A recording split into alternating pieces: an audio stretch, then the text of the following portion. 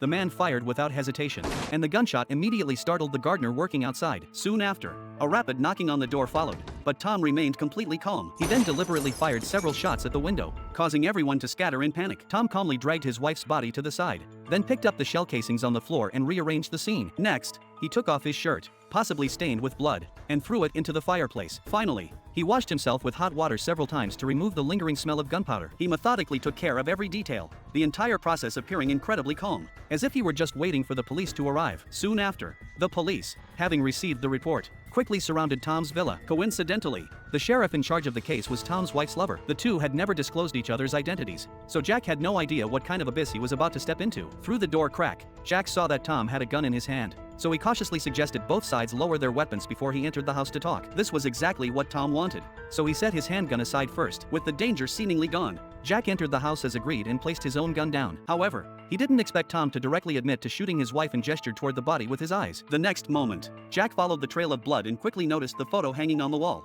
Instantly realizing something was wrong, he rushed over to check, but during this brief moment, Tom had already sneaked up behind him with the handgun. Unexpectedly, Jack reacted swiftly, snatched the gun, and knocked Tom to the ground. Soon, a large number of police officers stormed in. After successfully subduing Tom, they discovered that the woman on the floor still had a pulse, so they immediately put an oxygen mask on her and carried her away on a stretcher to the hospital. At this point, Jack was in a daze, seemingly unable to recover from the shock. Meanwhile, Tom, being escorted to the police car, had a sly smile curling on his lips.